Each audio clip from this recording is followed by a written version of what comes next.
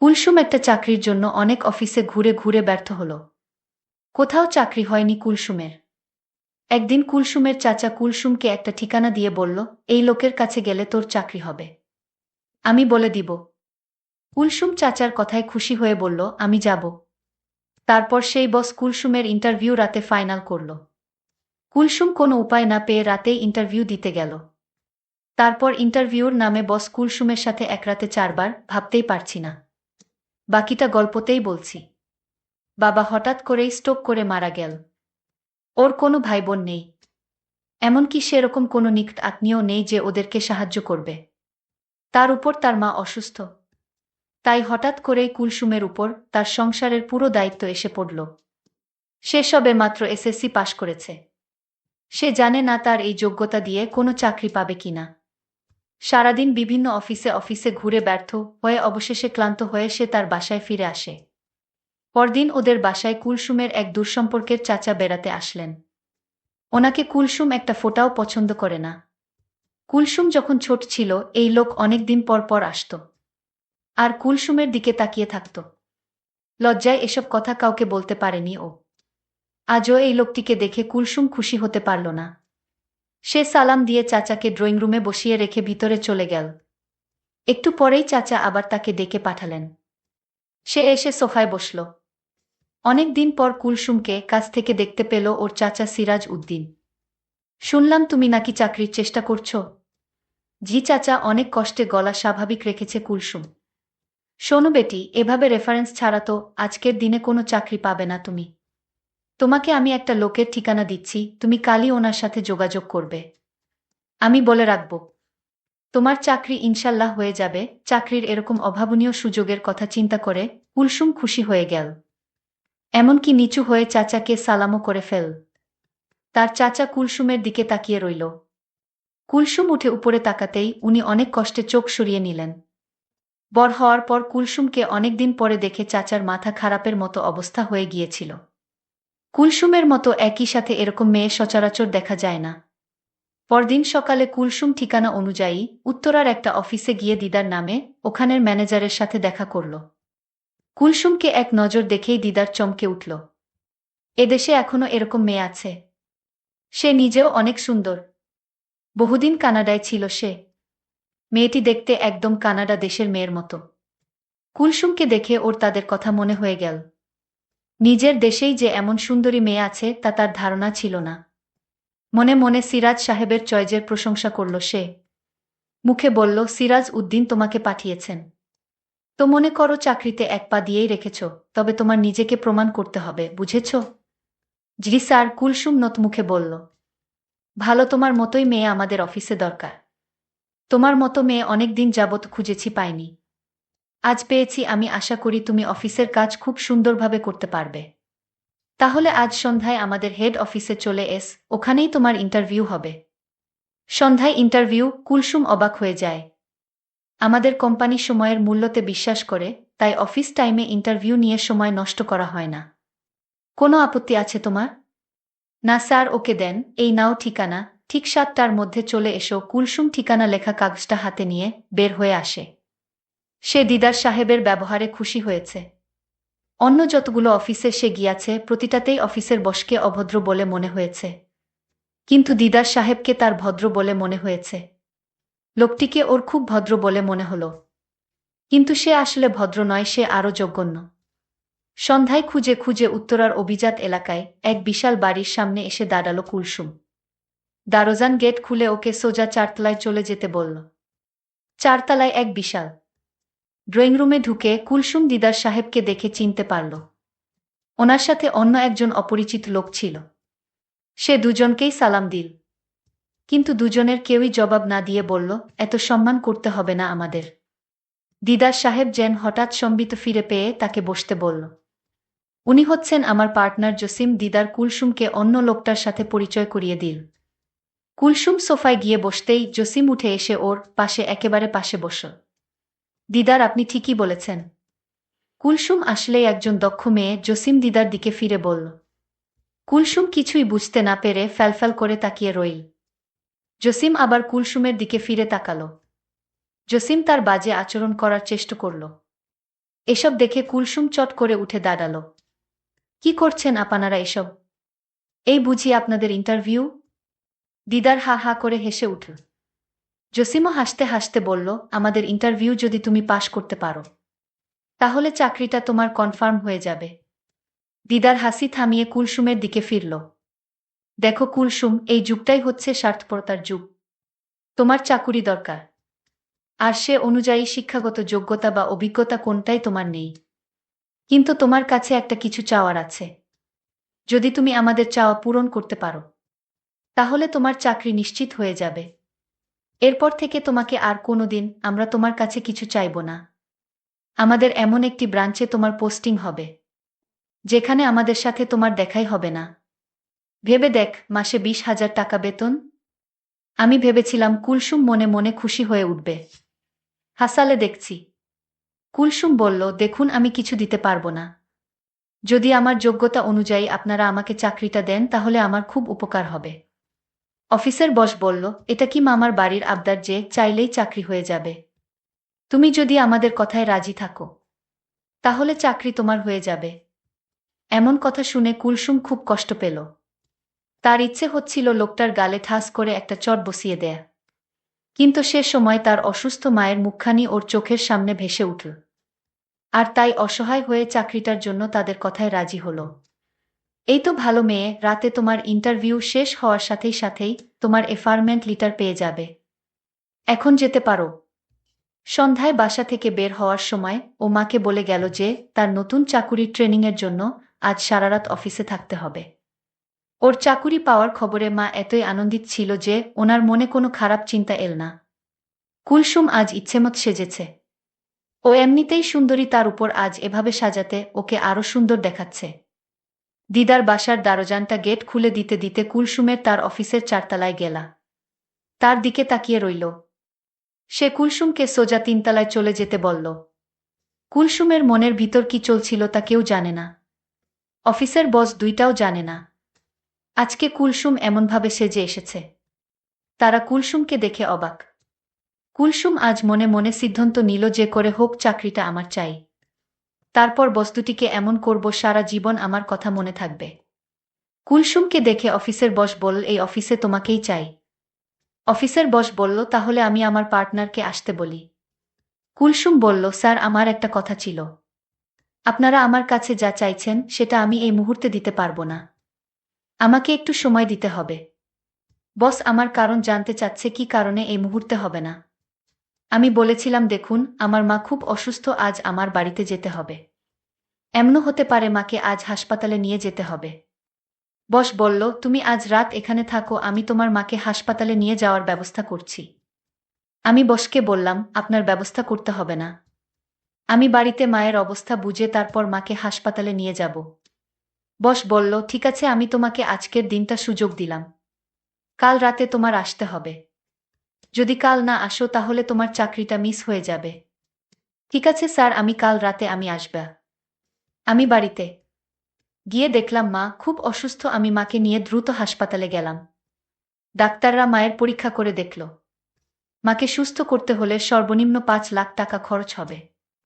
আর যদি সেই টাকা 24 ঘন্টার ভিতরে না দিতে পারি তাহলে মায়ের চিকিৎসা হবে না, আর মাও বাঁচবে না। আমি এখন এত টাকা কোথায় পাব? আমি মহাচিন্তায় পড়ে গেলাম। আমি কি করব বুঝতে পারছি না। আমার আপনজন বলতে কেউ নেই। আমি এখন কি করব? কোথায় যাব? কার কাছ থেকে এত টাকা পাব? ভাবতে ভাবতে প্রায় 12 ঘন্টা চলে গেল। আমি ভাবলাম আমি অফিসের বসের কাছে যাব, কারণ তাদের তো টাকার অভাব নেই। তারা আমাকে টাকা দিবে। কিন্তু 5 লাখ টাকা তারা কি আমায় দিবে? আমি তাড়াতাড়ি অফিসের স্যারের কাছে গেলাম। অফিসের বড় বস আমায় দেখে আমার দিকে অন্যরকম দৃষ্টিতে তাকিয়ে রইল। আমি কিছু বলবো সেই সুযোগটা আমায় দিচ্ছে না। আমি বললাম, বস আপনি এভাবে কি দেখছেন? বসের হুঁশ ফিরল। আমি বসকে বললাম, আমার টাকার দরকার। 24 ঘন্টার ভিতরে আমি যদি কাউন্টারে টাকা জমা না দিতে পারি তাহলে আমার মাকে বাঁচানো যাবে না। আমার পৃথিবীতে আপন বলতে কেউ নেই। আমি আপনাকে বলেছিলাম না মা খুব অসুস্থ, আজ মাকে হাসপাতালে ভর্তি করে রেখে এসেছি। বস আমার কথা শুনে বলল, কত টাকা লাগবে? আমি বললাম, বস আমার মাকে বাঁচাতে 5 লাখ টাকা লাগবে। বস আমার কথা শুনে বলল, এত টাকা আমি তোমায় কিভাবে দিব? আমি বসের পায়ে ধরে বললাম, বস আমার মাকে বাঁচান, আমি আপনার সব কথা রাখব। ২৪ ঘন্টার ভিতরে টাকাটা জমা না দিতে পারলে আমার মাকে বাঁচানো যাবে না। আর তাই বলছি আপনি একটা কিছু করুন। বস বলল, ঠিক আছে আমি টাকা দিব এবং তোমার মায়ের সমস্ত চিকিৎসার খরচ আমি দিব। কিন্তু তার বিনিময়ে আমি যা চাইব তাই কিন্তু তোমার দিতে হবে। আমি বললাম, বস আপনি আমাকে একবার বিশ্বাস করুন, আমি আপনার কথা রাখব, কিন্তু আমার মাকে তাড়াতাড়ি বাঁচান। ৫ লক্ষ টাকা কাউন্টারে জমা দিতে হবে। ঠিক আছে, তুমি কোনো চিন্তা করো না। চলো আমার সাথে। বস আমাকে নিয়ে হাসপাতালে চলে আসলো। কাউন্টারে ৫ লক্ষ টাকা জমা দিল মায়ের চিকিৎসার জন্য। টাকাটা জমা দেওয়ার সাথে সাথে মায়ের চিকিৎসার কার্যক্রম শুরু হয়ে গেল। আমি বসকে বললাম, আপনাকে কিছু বলার ভাষা আমার নেই। আপনি যা চাইবেন তা পাইবেন যদি আমার কাছে থাকে। বস আমার কথা শুনে খুশি হয়ে বলল, আগে তোমার মা সুস্থ হোক, তারপর দেখা যাবে। এভাবে ১ সপ্তাহ কেটে গেল। আমার মা নতুন জীবন ফিরে পেল। আমার মায়ের জ্ঞান ফিরা মাত্রই মা আমাকে জিজ্ঞেস করলেন, তুই এত টাকা কই পাইলি মা? আমি বললাম, মা আমার অফিসের বস আমাকে টাকাটা দিলেন, আমি না হয় চাকরি করে পরিশোধ করে দিব। মা বলল, তুই চাকরি করে এত টাকা পরিশোধ করতে পারবি? এই মুহূর্তেই বস আমার মাকে দেখতে এলো। মায়ের জন্য অনেক খাবার নিয়ে আসলো। আর বলল, আন্টি আপনি কোনো চিন্তা করবেন না, আমি আপনাদের পাশে আছি। যখন যা প্রয়োজন আমার কাছে বললেই হবে, আমি দিয়ে দিব। আমার মা তখন কান্না করে বসকে বলল, আমার জন্য তুমি যা করেছ তার ঋণ আমি কিভাবে শোধ করব? বস বলল, এ নিয়ে আপনার চিন্তা করতে হবে না। আজ আপনাদের ছুটি, আপনি এখন বাড়িতে যেতে পারবেন। আমি ডাক্তারের কাছ থেকে আপনাদের ছুটি নিয়ে এসেছি। আর আপনার ১ মাসের ওষুধ কিনে দিয়েছি। আমি মনে মনে চিন্তা করতে লাগলাম, আমার অবস্থা কি হবে? বস যে কিসের লোভে পড়ে এত যত্ন করছে মাকে তা তো আমি জানি। আমার তো খবর হয়ে যাবে। বস আমায় বলল, কি চিন্তা করছো? এখন আর কোনো ভয় নেই, তোমার মা সুস্থ হয়ে গেছে। কাল তুমি আমাদের অফিসে এসে ইন্টারভিউ দিবে। আমি বসকে বললাম, আমার আর ইন্টারভিউ লাগবে না। আর বাহানা করার দরকার নেই। আপনি যা আশা করছেন তা আপনি পেয়ে যাবেন। আর আমি চাকরিটা পেলে আপনার টাকাটা পরিশোধ করে দিব ধীরে ধীরে। আমি জানি এত বড় উপকার কেউ আমায় করবে না, কিন্তু আপনি আমায় করলেন। আমি টাকা পরিশোধ করলেও আপনার ঋণ আমি কোনোদিন দিতে পারবো না। বস বলল, ঠিক আছে আজ রাতে অফিসে চলে এসো। আমি বললাম, ঠিক আছে আপনি যান, আমি আসব। আমি বুঝতে পারছিলাম আমার সাথে কি ঘটবে, কিন্তু আমার এছাড়া কোনো উপায় নেই। আমি রাতে মাকে ওষুধ খাওয়ায় আমি মাকে বললাম, আজ রাতে আমি ফিরতে পারবো না, কারণ অফিসে অনেক কাজ আছে। আমি রাতে বসের কাছে গেলাম। বস আমায় বলল, আমার মনের ভিতর যে খারাপ উদ্দেশ্য ছিল, আমি সেই উদ্দেশ্য থেকে বের হয়ে আসলাম। কারণ তোমার মাকে দেখে আমার মায়ের কথা মনে পড়ে গেল। আমি মায়ের স্নেহ ভালোবাসা পাইনি, কারণ আমার মা ছোটবেলায় মারা গেছে। আমি তোমার মাকে বাঁচাতে পেরে আমি নিজেকে ধন্য মনে হলো। আমি তোমার উপর যত শর্ত ছিল তা আমি তুলে নিলাম। আমার কথায় যদি তুমি কষ্ট পেয়ে থাকো তাহলে আমায় ক্ষমা করে দিও। আমি বসের মুখের কথা শুনে আমার চোখে পানি এসে গেল। আমি বসকে বললাম, দেখুন আপনার জন্যই আমার মা আজ বেঁচে আছে। আর আমায় খারাপ ভাববেন না। আমি যা করছিলাম মায়ের জন্যই করছিলাম। বস তখন বলল, আমি তোমায় একটা কথা বলতে চাই। বলুন বস। আমি তোমার দায়িত্ব নিতে চাই, মানে আমি তোমাকে বিয়ে করতে চাই যদি তোমার আপত্তি না থাকে। আমি বসকে বললাম, আপনি কোটি কোটি টাকার মালিক, আপনি আমায় বিয়ে করলে আপনার সম্মান হানি হবে। বস তখন বলল, দেখো আমার মা নেই, আমি তোমার মায়ের সেবা করে যেতে চাই। প্লিজ তুমি না করো না। আমি বসকে সেলুট দিয়ে বললাম, আপনার মতো মানুষ যদি প্রতিটি প্রতিষ্ঠানে থাকতো তাহলে কোনো মা অসুস্থ অবস্থায় মারা যেত না। ঠিক আছে, আমার কোনো আপত্তি নেই। আপনার মতো মানুষ আমার পাশে থাকলে আমার বাকি জীবনটা ভালোই কাটবে। বন্ধুরা, আজকের গল্পটি কেমন লাগলো তা অবশ্যই কমেন্ট করে জানাবেন। আর এরকম নতুন নতুন গল্প পেতে আমাদের চ্যানেলটিকে সাবস্ক্রাইব করে পাশে থাকুন। ধন্যবাদ।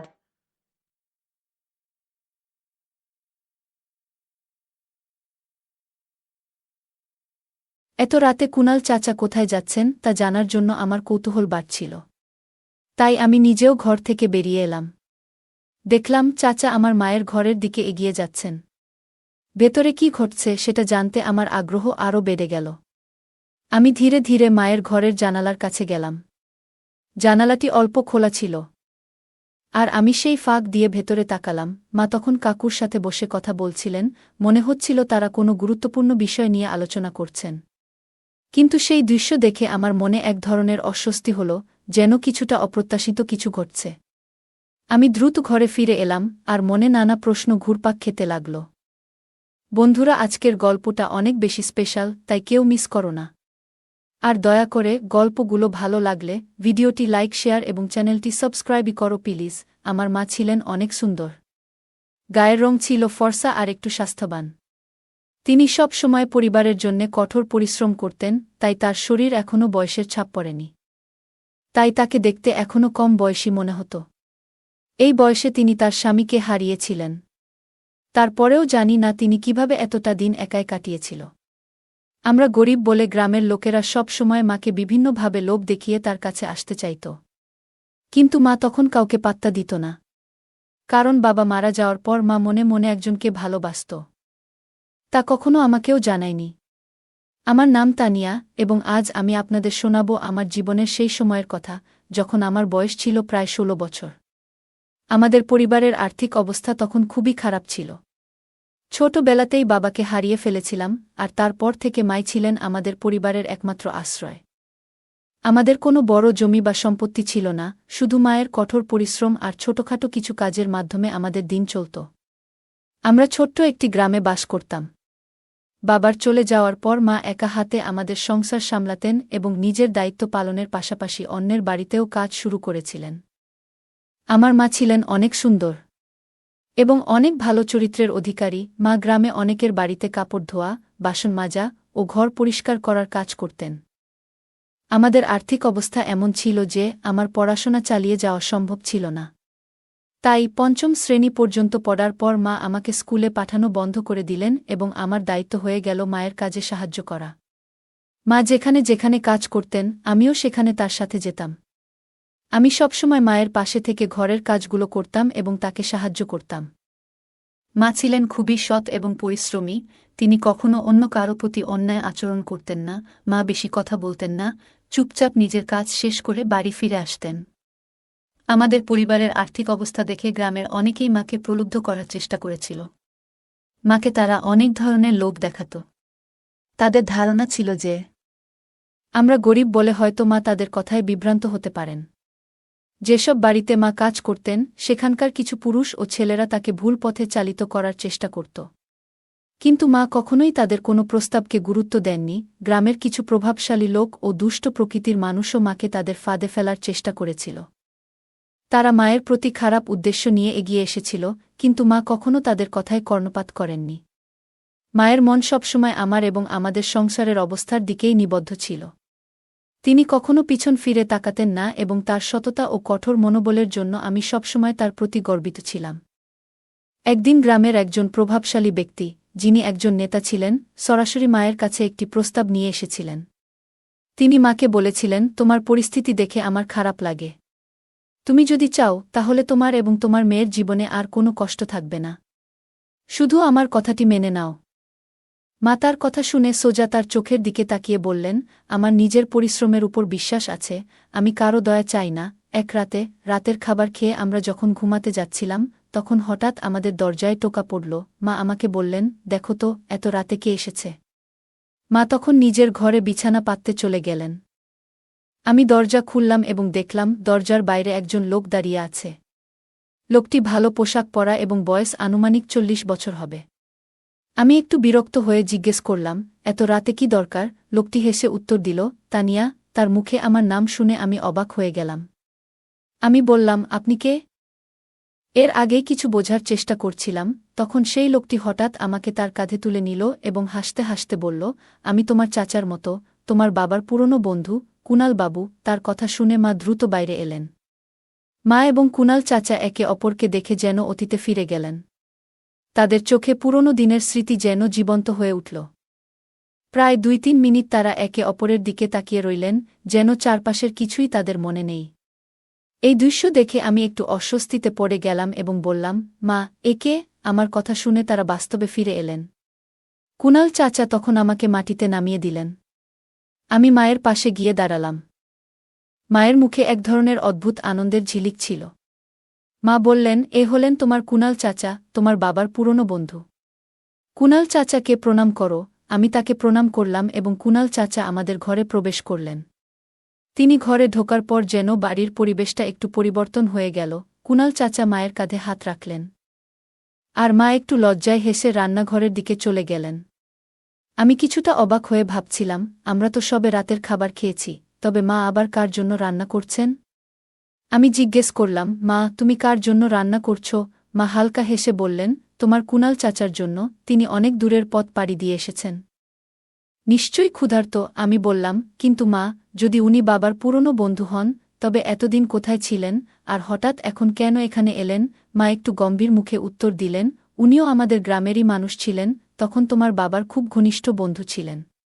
যখন তোমার বাবা বাড়িতে থাকতেন না, তখন উনি আমাকে সাহায্য করতেন। খুব ভালো মনের মানুষ ছিলেন। আমরা একসাথে অনেক মজা করতাম। তোমার জন্মের পর উনি বিদেশ চলে গিয়েছিলেন। মায়ের কথাগুলো শুনে আমি চিন্তায় পড়ে গেলাম। কুনাল চাচা এত বছর পর হঠাৎ কেন ফিরে এলেন, তা নিয়ে আমার মনে নানা প্রশ্ন জাগতে লাগল। তাদের মধ্যে কি কোনো পুরনো সম্পর্ক ছিল? সেই রাতে কুনাল চাচার বিষয়ে মায়ের সাথে কথা বলার পর আমি তার সম্পর্কে আরও কৌতূহলী হয়ে উঠলাম। এত সবকিছু হঠাৎ ঘটে যাওয়া আমার বোধগম্যতার বাইরে ছিল। মায়ের মুখে এক ধরনের অদ্ভুত উচ্ছ্বাস আর আনন্দের ঝিলিক দেখা যাচ্ছিল।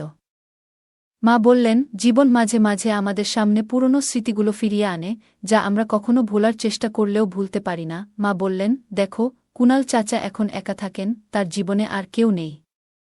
এখন আমরা ছাড়া তার আর কে আছে? মায়ের কথাগুলো যেন আমার মনে নানা প্রশ্নের ঝড় তুলল। তিনি বললেন, কাল সকালে উনি নিজের বাড়িতে ফিরে যাবেন। মায়ের কথা শুনে আমি ভাবছিলাম, কুনাল চাচার এই হঠাৎ আশাটা আমাদের জীবনে কী পরিবর্তন আনতে পারে। তার আশাতে মা অনেক খুশি ছিলেন। কুনাল চাচা আসার পর থেকেই তিনি সব সময় মায়ের কাছাকাছি থাকার চেষ্টা করছিলেন। বিভিন্নভাবে মাকে হাসানোর চেষ্টা করছিলেন। মাঝে মাঝে চাচা মায়ের দিকে অদ্ভুতভাবে তাকিয়ে থাকতেন। আর আমার মাও তাকে দেখে হাসতেন, কিন্তু বুঝতে দিতেন না। মা বললেন, এখন তুমি নিজের ঘরে যাও এবং খাবার প্রস্তুত হওয়া পর্যন্ত তোমার কুনাল চাচার সাথে কিছুক্ষণ গল্প করো। আমি মায়ের কথা মেনে নিয়ে নিজের ঘরে চলে গেলাম। কুনাল চাচা তার সব জিনিসপত্র আমার ঘরের এক কোণা রেখেছিলেন। তিনি মাটিতে বসে হুক্কা টানছিলেন। আমি তার পাশে যেতেই তিনি হাসিমুখে আমার সাথে কথা বলতে শুরু করলেন। তার কথায় জানতে পারলাম যে বিদেশে তার একটি বড় রেস্টুরেন্ট ছিল, যেখানে তিনি অনেক টাকা উপার্জন করেছিলেন। কিন্তু সম্প্রতি তার গ্রামের প্রতি টান অনুভব হওয়ায় তিনি সেই রেস্টুরেন্টটি বিক্রি করে দিয়েছেন এবং স্থায়ীভাবে গ্রামে ফিরে এসেছেন। তিনি বললেন, আমি নিজের সাফল্যকে পিছনে ফেলে গ্রামে ফিরে আসা এক বড় সিদ্ধান্ত নিয়েছি। হঠাৎ করে তিনি বললেন, তুমি আমাকে কুনাল চাচা বলে ডেকো না, শুধু কুনাল বললেই হবে। তার এই কথা শুনে আমি একটু অস্বস্তি বোধ করলাম, কিন্তু ভাবলাম হয়তো তিনি আমাদের আরও কাছাকাছি হতে চাচ্ছেন। এটি কুনাল চাচার স্বভাব ছিল। কিছুক্ষণ পর মা আমার ঘরে এসে বললেন, কুনাল, খাবার তৈরি আছে, চলো এখন খেতে বসো। মা তাকে রান্নাঘরে নিয়ে গেলেন, আর আমিও তাদের সাথে রান্নাঘরে গেলাম। মা কুনাল চাচার জন্য থালায় খাবার পরিবেশন করলেন। কাকা খুব আনন্দের সাথে পেট ভরে খেয়ে নিলেন, তারপর ক্লান্তি মেটাতে একটা বড় হাই তুললেন। কুনাল চাচা হাসতে হাসতে মাকে জিজ্ঞেস করলেন, তুমি আমার জন্য এত কিছু করছ, এতে ক্লান্ত হয়ে পড়নিত? মা হালকা হেসে বললেন, আমি কখনোই ক্লান্ত হইনি এবং এখনও ক্লান্ত হব না।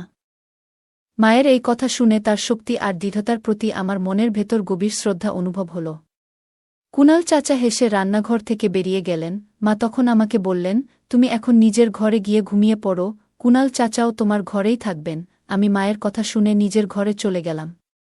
কুনাল চাচা তখনও হুক্কা টানছিলেন। আমি বিছানা পেতে নিলাম এবং কুনাল চাচার জন্যও পাশে আরেকটি বিছানা পেতে দিলাম। তারপর নিজের বিছানায় শুয়ে পড়লাম। প্রায় 10 থেকে 15 মিনিট পর কুনাল চাচা উঠে দরজা বন্ধ করে দিলেন এবং ঘরের লাইট নিভিয়ে নিজের বিছানায় শুয়ে পড়লেন। আমি তখন গভীর ঘুমে তলিয়ে গেলাম। কিছুক্ষণ পর হঠাৎ আমার ঘুম ভেঙে গেল। আমি চোখ মেলে দেখলাম কুনাল চাচা তার বিছানা থেকে উঠে ঘরের বাইরে চলে যাচ্ছেন। কেন জানি না, কিন্তু এই দৃশ্য দেখে আমার মনে কিছুটা অস্বস্তি তৈরি হল। আমার মনে কৌতূহল জন্মালো যে এত রাতে কুনাল চাচা কোথায় যাচ্ছেন। এটি জানার জন্য আমি নিজেও ঘর থেকে বাইরে বেরিয়ে এলাম। দেখলাম কুণাল চাচা মায়ের ঘরের দিকে এগিয়ে যাচ্ছেন। আমার কৌতূহল আরও বেড়ে গেল, তিনি কেন মায়ের ঘরে যাচ্ছেন। আমি আস্তে আস্তে মায়ের ঘরের জানালার কাছে গেলাম। জানালাটি খোলা ছিল, আর আমি জানালার ফাঁক দিয়ে ভেতরে উকি দিতে শুরু করলাম।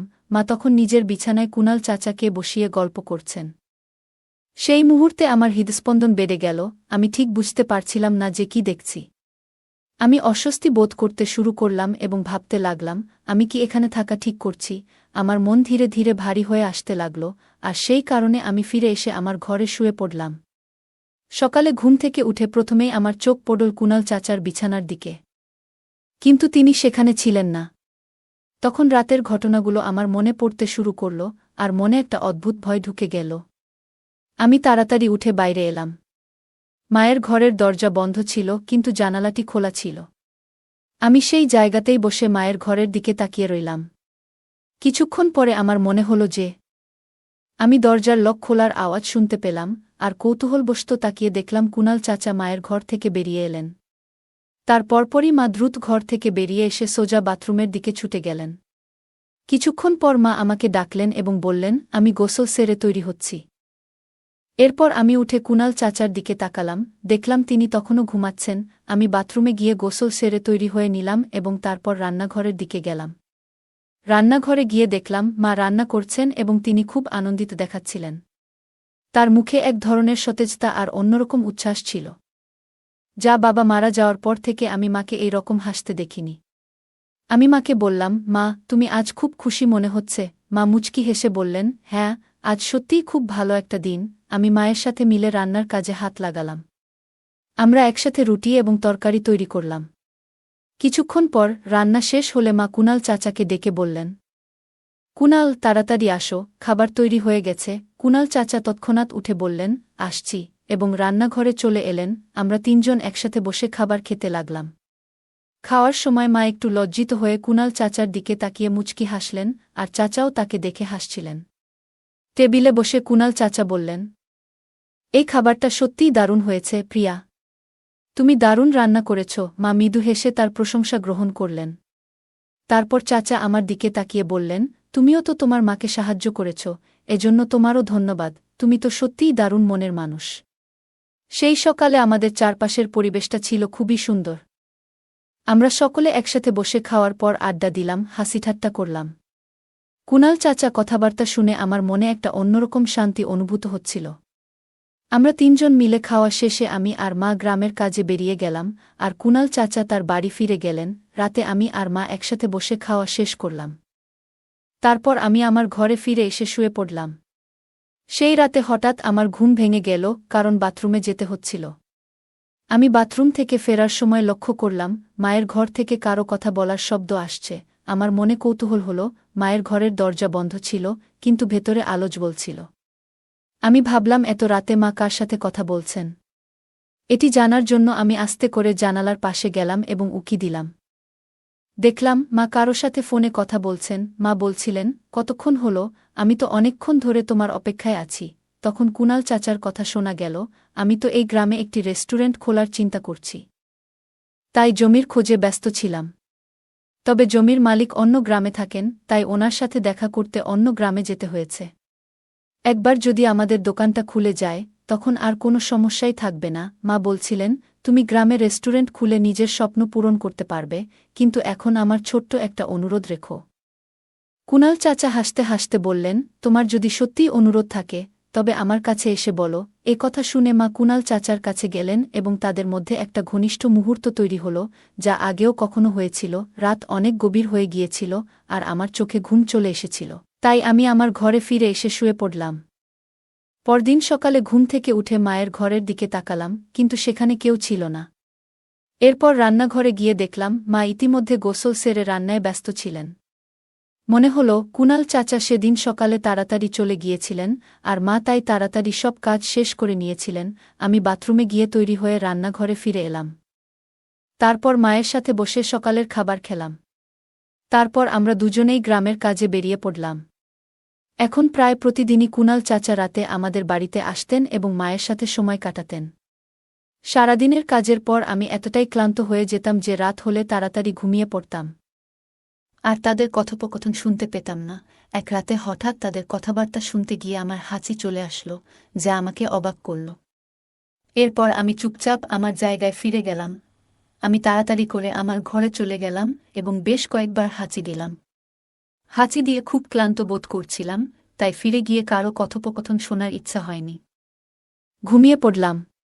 কিছুদিন পর গ্রামের একধারে কুনাল চাচা একটি বড় বাড়ি তৈরি করলেন এবং পাশেই একটি দোকান চালু করলেন। সেখানে তিনি একটি রেস্টুরেন্টের ব্যবসা শুরু করেন। রেস্টুরেন্টের উদ্বোধনের দিন কুনাল চাচা আমাদের অনেক সুন্দর পোশাক উপহার দিলেন। অনেক বছর পর মা শাড়ি পরলেন এবং তাকে বেশ সুন্দর লাগছিল। রেস্টুরেন্টের উদ্বোধনটা মায়ের হাত দিয়ে হল। সেই দিন থেকেই আমরা কুনাল চাচার বাড়িতে থাকতে শুরু করলাম। মা কুনাল চাচাকে তার জীবনের সঙ্গী হিসেবে মেনে নিলেন এবং সেই অনুযায়ী আচরণ করতে লাগলেন। প্রতিদিনের সকাল, দুপুর, সন্ধ্যা যখনই সময় পেতেন, মা এবং কুনাল চাচা একে অপরের সাথে খুশিমনে সময় কাটাতেন। আমার যখন বিয়ের বয়স হল, কুনাল চাচা আমার বিয়ে তার ভাগ্নের সাথে ঠিক করলেন। বিয়ের পরেও আমাদের নিজেদের বাড়িতে রাখলেন, কারণ তার নিজের কোনো সন্তান ছিল না। তাই আমার স্বামীকেই তিনি তার নিজের ছেলের মতো করে দেখতেন এবং আমাদের সাথে একত্রে সুখে দিন কাটাতেন। আমাদের জীবনে ভালো সময় ও সকল সুবিধা ছিল এবং এর পেছনে আমার মা ও কুনাল চাচার অবদান ছিল। কুনাল চাচা আমার বিয়েটা তার বোনের ছেলে সুনীলের সাথে খুব ধুমধামের সাথে করিয়েছিলেন। বিয়ের কয়েকদিন পর, যখন ধীরে ধীরে সংসারের জীবন স্বাভাবিক হয়ে উঠল, একদিন কুনাল চাচা এবং আমার মা প্রিয়া আমাদের দুজনকে নিয়ে বিশেষ কিছু শোনানোর জন্য বসালেন।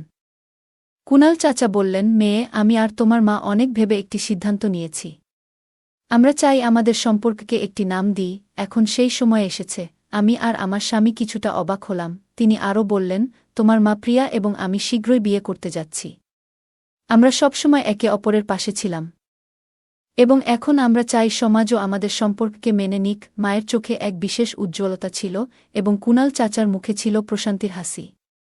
এই সিদ্ধান্তটা আমাদের জন্য হঠাৎ মনে হলেও মায়ের চোখে আমি সত্যিকারের আনন্দ দেখেছি। মা এবং কুনাল চাচার বিয়ের কথা শুনে মনে হলো আমাদের পরিবারটা সম্পূর্ণ হয়েছে। কয়েকদিন পর কুনাল চাচা আর মা খুব সাধারণভাবে বিয়ে করলেন, যেখানে শুধুমাত্র ঘনিষ্ঠ আত্মীয়স্বজন ও পরিবারের লোকেরা ছিল। এই বিয়ের পর আমাদের সম্পর্কগুলো আরও দৃঢ় হয়ে উঠল এবং আমাদের পরিবারে এক নতুন শুরু হল। সময় এগিয়ে চলল আর কুনাল চাচার রেস্টুরেন্টের ব্যবসা ক্রমশ সাফল্যের মুখ দেখল। মা কুনাল চাচার সাথে খুবই সুখী ছিলেন এবং তারা দুজনে একে অপরের পাশে থেকে সবকিছু সামলাচ্ছিলেন। আমার বিয়ের কিছুদিন পরই জানতে পারলাম আমি মা হতে চলেছি। এই খবর শুনে মা এবং কুনাল চাচা আনন্দে উদ্বেলিত হলেন। তারা আমার এবং আমার স্বামীর জন্য একটি নতুন বাড়ি তৈরির পরিকল্পনা করলেন, যাতে আমাদের সন্তানের আগমন সঠিক পরিবেশে হতে পারে। এখন মা কুনাল চাচার স্ত্রী হিসেবে ঘর ও ব্যবসার সমস্ত দায়িত্ব নিজের কাঁধে তুলে নিয়েছিলেন। তিনি আত্মবিশ্বাসে ভরপুর ছিলেন এবং আগের থেকে অনেক বেশি সুখী দেখাচ্ছিলেন। অন্যদিকে কুনাল চাচা আমার স্বামীকে রেস্টুরেন্টের কাজে অন্তর্ভুক্ত করলেন, যাতে ভবিষ্যতে সে রেস্টুরেন্টের দায়িত্ব নিতে পারে। আমাদের পরিবারের সুখ যেন ক্রমেই বাড়ছিল। কয়েক মাস পর আমার ছেলে জন্ম নিল। তখন কুনাল চাচা এবং মায়ের আনন্দের সীমা ছিল না। তারা আমার ছেলেকে নিজেদের সন্তান মনে করতে শুরু করলেন। কুনাল চাচা তো বলেই দিলেন যে আমার ছেলেকেই তার সমস্ত সম্পত্তির উত্তরাধিকারী করবেন। এই কথা শুনে আমার স্বামীও খুব খুশি হয়েছিল, কারণ কুনাল চাচা আমাদের পুরোপুরি তাদের পরিবার হিসেবে মেনে নিয়েছিলেন। আমাদের জীবন এখন সুন্দরভাবে চলছিল। আমরা একসঙ্গে উৎসব পালন করতাম, হাসিখুশিতে মেতে থাকতাম, আর আমাদের পরিবারটি গ্রামের সবার কাছে একটি আদর্শ হয়ে উঠেছিল। মা কুনাল চাচার সাথে ঘর এবং ব্যবসার সমস্ত দায়িত্ব ভাগাভাগি করতেন, আর আমি আমার সন্তান ও স্বামীকে নিয়ে সুখী জীবনযাপন করছিলাম। একদিন কুনাল চাচা সিদ্ধান্ত নিলেন যে তিনি গ্রামের মধ্যে আরেকটি দোকান খোলার পরিকল্পনা করবেন, যাতে রেস্টুরেন্টের ব্যবসা আরও বড় আকারে প্রসারিত হতে পারে। আমার স্বামীও এই কাজে তাকে সাহায্য করলেন এবং ধীরে ধীরে আমাদের পরিবার সফল ও সমৃদ্ধশালী হয়ে উঠল। মায়ের মুখে সবসময় এক ধরনের প্রশান্তির হাসি থাকত, যেন তিনি জীবনের সমস্ত সুখ অর্জন করেছেন। সময়ের সাথে সাথে মা এবং কুনাল চাচা বয়সের ভারে নত হতে থাকলেন, কিন্তু তাদের মধ্যে ভালোবাসা ও পারস্পরিক বোঝাপড়া ঠিক আগের মতোই ছিল। আমি এবং আমার স্বামী কুনাল চাচার কাছ থেকে সব সময় ভালো পরামর্শ ও সহায়তা পেতাম, আর এই পরিবারের শক্ত ভিতটি আমাদের জীবনকে আরও অর্থপূর্ণ করে তুলেছিল। কুনাল চাচার রেস্টুরেন্ট এখন আমার স্বামী সামলাচ্ছিলেন, আর আমাদের ছেলে ধীরে ধীরে বড় হয়ে উঠছিল। আমরা একসাথে একটি ভালোবাসায় ভরা, সঠিক মূল্যবোধের পরিবার হিসেবে জীবন কাটাচ্ছিলাম। আমাদের জীবনে ভালোবাসা, সম্মান এবং একে অপরের যত্ন নেওয়াটাই ছিল সবচেয়ে গুরুত্বপূর্ণ। অবশেষে মা এবং কুনাল চাচা দীর্ঘ সুখী জীবন কাটিয়ে পৃথিবী থেকে বিদায় নিলেন, এবং সেই সময়ও তারা একে অপরের পাশে ছিলেন। তাদের স্মৃতিগুলো আমরা সযত্নে রক্ষা করে রেখেছি এবং তাদের দেওয়া মূল্যবোধ, শিক্ষা ও ভালোবাসা আমাদের জীবনে প্রতিফলিত করার চেষ্টা করেছি। তাদের চলে যাওয়ার পর আমরা তাদের নাম এবং স্বপ্নগুলিকে বাস্তবায়িত করার জন্য কাজ করতে থাকলাম, যাতে তাদের সৃষ্টির উত্তরাধিকার চিরকাল বেঁচে থাকে। এই গল্পে এমন অনেক মূল্যবান শিক্ষা লুকিয়ে আছে, যা আমাদের জীবনের কঠিন সময়ে দৃঢ়ভাবে দাঁড়ানোর প্রেরণা দেয়া। প্রথমত, তানিয়ার মা তার স্বামীর মৃত্যুর পরেও একা হাতে পরিবারকে লালনপালন করেছেন। এই কঠিন পরিস্থিতিতে তার দৃঢ়তা ও পরিশ্রম আমাদের শেখায় যে, জীবনের চ্যালেঞ্জের সামনে কখনো হাল ছেড়ে দেওয়া উচিত নয়। আমাদের মনোবল দৃঢ় রাখতে হবে এবং সব বাধা অতিক্রমের চেষ্টা করতে হবে। দ্বিতীয়ত, তানিয়ার মা বিভিন্ন বাড়িতে কাজ করে তাদের সংসার চালিয়েছেন। এটি আমাদের বোঝায় যে পরিশ্রম ও সততার মাধ্যমে করা কাজ কখনো বিফলে যায় না। যখন আমরা আমাদের কাজের প্রতি নিষ্ঠাবান থাকি, তখন সফলতা অবশ্যই আসে। এছাড়াও তানিয়ার মা কখনো তার আত্মসম্মানকে ভুলে যাননি। যখন কিছু মানুষ তাকে হেয় করার চেষ্টা করেছিল, তখনও তিনি নিজের সম্মান বজায় রেখেছিলেন। এটি আমাদের শেখায় যে আত্মসম্মান অত্যন্ত মূল্যবান এবং আমাদের কখনো কারও চাপের সামনে মাথা নত করা উচিত নয়। গল্পটিতে ইতিবাচকতা এবং পারস্পরিক সহায়তার গুরুত্ব তুলে ধরা হয়েছে। যখন কুনাল চাচা পরিবারের সাহায্যে এগিয়ে আসেন, তখন এটি আমাদের শেখায় যে জীবনে যে কোনো সময় ইতিবাচক পরিবর্তন আসতে পারে। কঠিন সময়েও আমাদের ইতিবাচক দৃষ্টিভঙ্গি বজায় রাখা উচিত এবং কখনো আশা ছাড়বেন না। গল্পটি সমাজের কিছু কঠিন সত্য প্রকাশ করে। মায়ের প্রতি স্থানীয় নেতাদের এবং দুষ্কৃতীদের আচরণ আমাদের স্মরণ করিয়ে দেয় যে সমাজে সততা এবং সঠিক আচরণ বজায় রাখা খুবই গুরুত্বপূর্ণ। শেষ পর্যন্ত, যখন কুনাল চাচার সাহায্যের হাত বাড়িয়ে দেন, তখন এটি তানিয়া এবং তার মায়ের জন্য নতুন আশার আলো হয়ে ওঠে। এই গল্পটি আমাদের মনে করিয়ে দেয় যে, কঠিন সময়েও কখনো আশা ছেড়ে দেওয়া উচিত নয়, কারণ সহায়তা যে কোনো সময় আসতে পারে। তানিয়ার গল্প থেকে আমরা জীবনের অনেক গুরুত্বপূর্ণ শিক্ষা পাই। এই গল্পটি আমাদের অনুপ্রেরণা দেয় কিভাবে আমরা প্রতিকূলতাগুলির মুখোমুখি হতে পারি এবং আমাদের নীতিগুলিকে ধরে রাখতে পারি। জীবনে সবসময় এগিয়ে যাওয়ার চেষ্টা করা উচিত এবং প্রতিটি চ্যালেঞ্জ থেকে শেখার মানসিকতা বজায় রাখা উচিত। যদি এই গল্পটি আপনার হৃদয় ছুঁয়ে যায়, তবে অনুগ্রহ করে ভিডিওটি লাইক করুন। গল্পটা কেমন লাগলো জানাতে ভুলবে না। আরও মজার মজার রোমান্টিক গল্প শুনতে চাইলে ভিডিওটি লাইক, শেয়ার এবং চ্যানেলটি সাবস্ক্রাইব করতে এবং বেল আইকনটি ক্লিক করতে ভুলবে না। ধন্যবাদ।